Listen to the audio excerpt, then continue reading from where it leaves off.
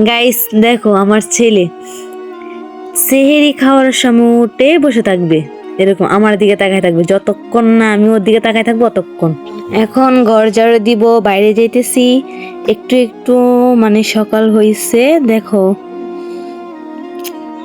একদম অন্ধকার, ভয় লাগতেছে, তারপর কিছু করার নাই, শ্বশুর বাড়িতে কাজ করাই লাগবে।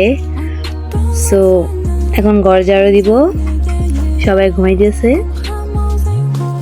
বুঝছো। তোমাদের জন্য ব্লগ ভিডিও নিয়ে আসলাম, কেমন লাগছে অবশ্যই বলবা, কারণ আমি ইউটিউবে নতুন, একটু সাপোর্ট করবা।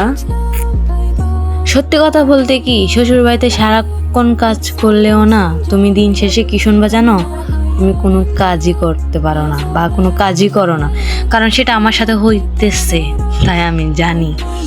মানুষ বলে শ্বশুর বাড়ি মধুর হারে, আসলে সেরকম না। যতক্ষণ তুমি কাজ করবে ততক্ষণ শ্বশুর শাশুড়ি জামাই সবারই কাছে ভালো থাকবা।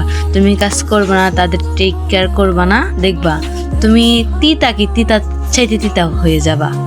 ঠিক আছে, এই যে সবাই ঘুমাইতেছে, অথচ আমি সকাল সকাল উঠে ঘর ঝাড়ু দেওয়া, ঘর গোছানো।